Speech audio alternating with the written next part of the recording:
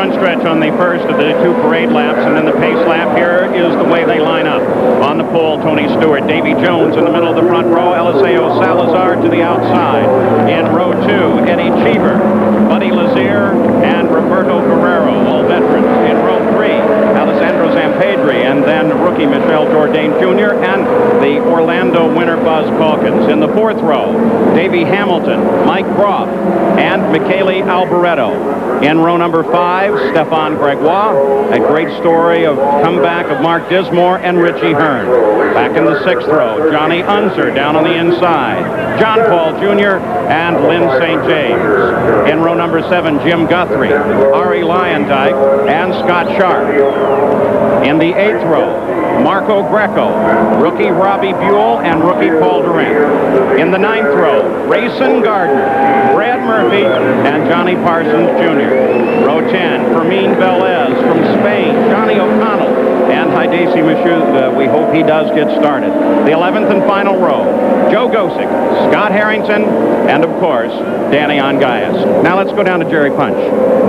Greg Beck owns the car of Hideshi Matsuda. Greg, what seems to be the problem with the car, with Hideshi's car? Well, the starter apparently wasn't quite engaged all the way. And,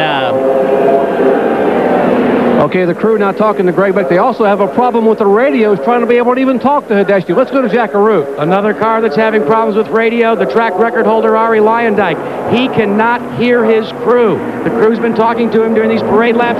He just radioed in and said, when I come by, if you can hear me, hold a thumb up. The call just went out to the entire crew. Thumbs up as Lyondike goes by. At least they'll be able to hear him.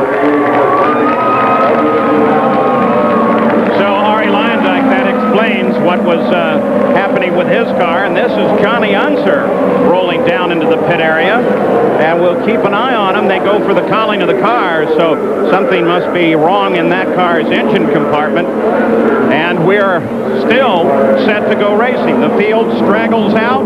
Hopefully they'll form up shortly as we take a final word from Danny and Bobby. Well, I think, Paul, the one thing I heard was the rookies all said we're going to be patient, we're going to take our time.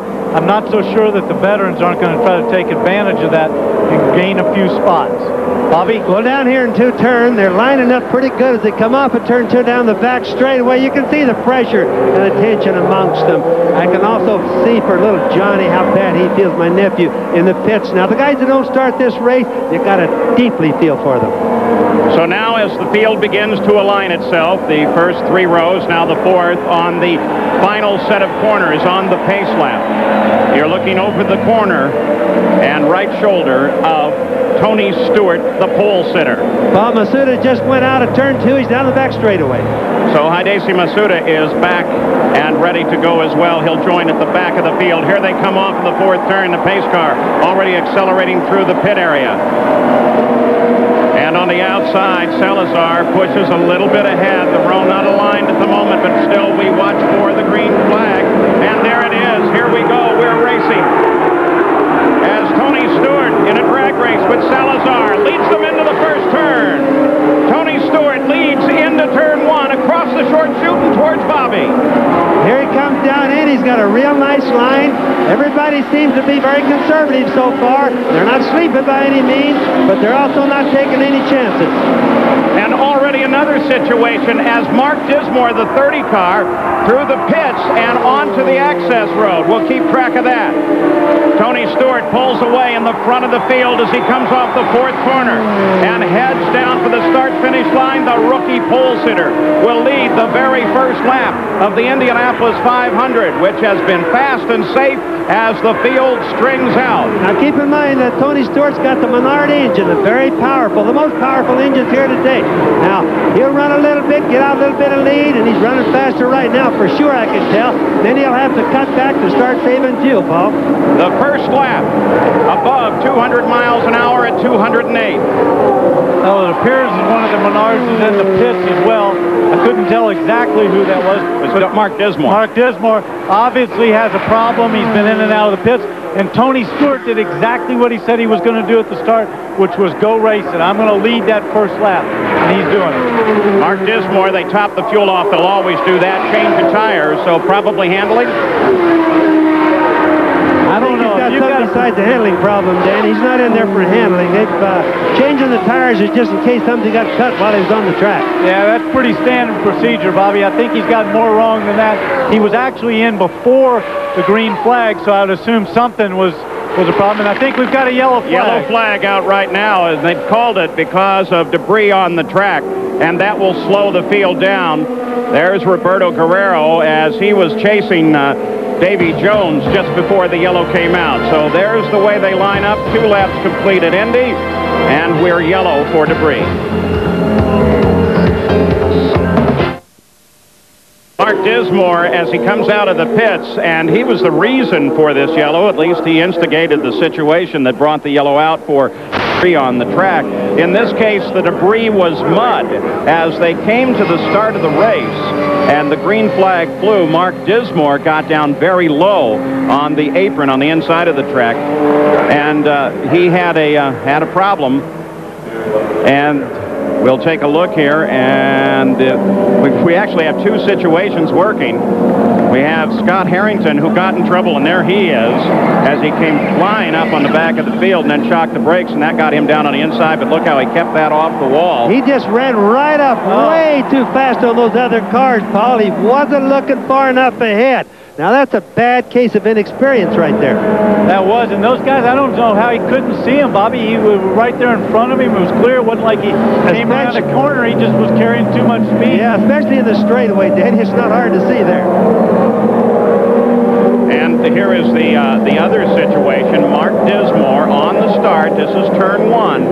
And down on the inside there, he just nipped the inside, it looked like, and that twisted him around, fortunately, to the inside. Well, that's right. It looks like he just pinched it down a little bit, turned the wheel, and lost it. All right, let's go to Gary Gerald. Well, I'm wondering if what may have entered into this factor, remember, and I don't think we've addressed it yet today, no rumble strips down on the inside groove that have been prevalent the last 2 years. And so certainly you get down there and you drop a wheel off, as wet and as muddy it has been, it kicks all that stuff up on the track. That creates a problem. Once Dismore got back into the pits, as he made a dramatic wing change at the front, the crew actually made 4 to 5 turns on the nose wing, and then he stalled the engine getting out. So clearly, nerves may be frustrated and frazzled just a bit, but he is back on the track. Jack? Gary, talk about pressure for Arie Luyendyk. We told you he wants to go to the front. The radio is out. The crewman, the pit signal board, they brought out a plain old-fashioned blackboard.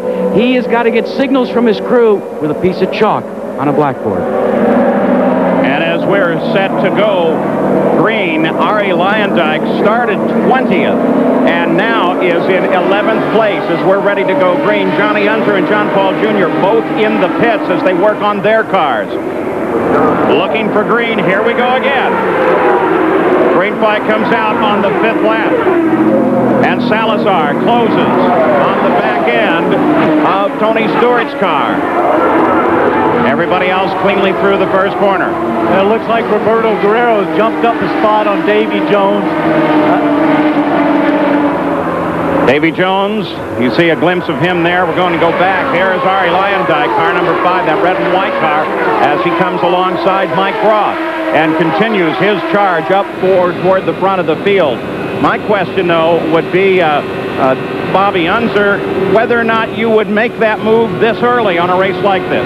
It's a long way to go, Paul. I agree with you. I don't think I would have. You know, there's a lot of problems. Remember, anybody that gets down into the grass, as was brought up just a little bit ago, it's going to bring not only grass out, but water today. It's going to really monkey the track up a lot.